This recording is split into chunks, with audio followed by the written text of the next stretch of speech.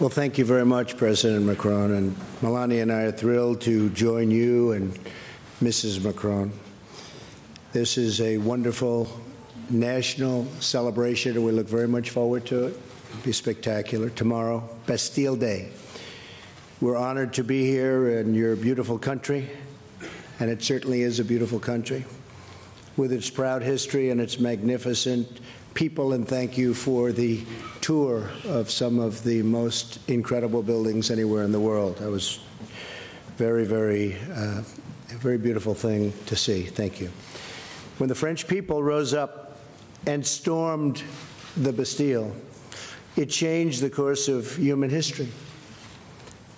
Our two nations are forever joined together by the spirit of revolution and the fight for freedom. France is America's first and oldest ally. A lot of people don't know that. Ever since General Lafayette joined the American fight for independence, our fates and fortunes have been tied unequivocally together. It was a long time ago, but we are together. And I think together perhaps more so than ever. The relationship is very good. This visit also commemorates another milestone. 1 century ago, the United States entered World War I. And when the President called me, he had mentioned that fact 100 years ago, and I said, Mr. President, I will be there. That's a big, important date, 100 years. We remember the tens of thousands of Americans who gave their lives in that valiant and very difficult struggle.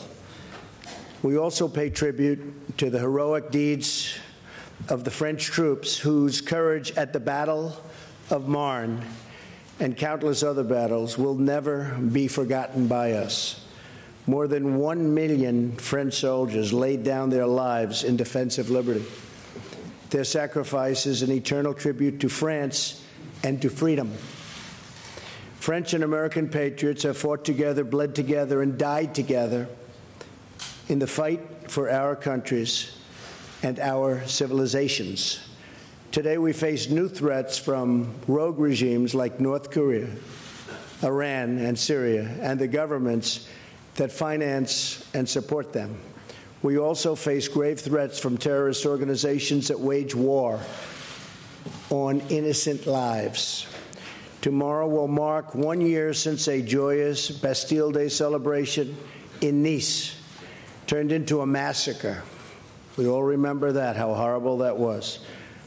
We mourn the 86 lives that were stolen, and we pray for their loved ones.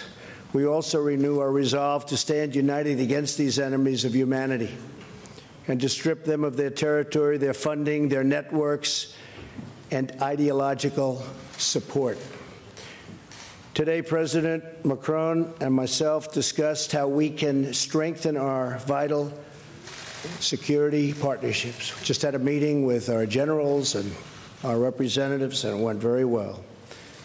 France has excellent counterterrorism capabilities. The French troops are serving bravely in places like Mali to defeat these forces of murder and destruction. The United States and our allies strengthen our commitments to defeat terrorism. We're also making tremendous progress. Earlier this week, with the strong support of the United States and the global coalition, Iraq forces liberated the city of Mosul from ISIS control.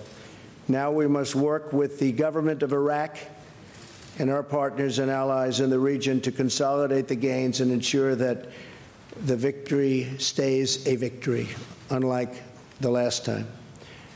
Last week, the G20 leaders also reaffirmed the right to sovereign nations to control their borders.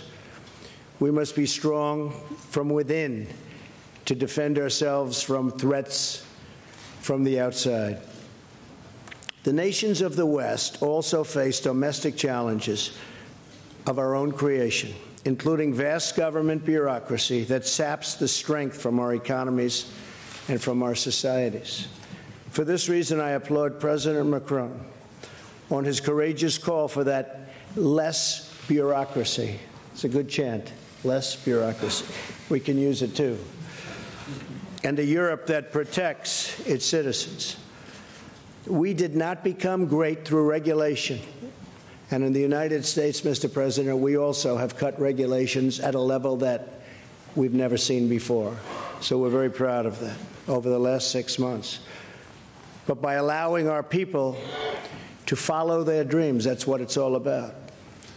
To achieve these dreams, however, we must also confront unfair trade practices that hurt our workers and pursue trade deals that are reciprocal and fair. Both President Macron and I understand our responsibility to prioritize the interests of our countries and, at the same time, to be respectful of the world in which we live.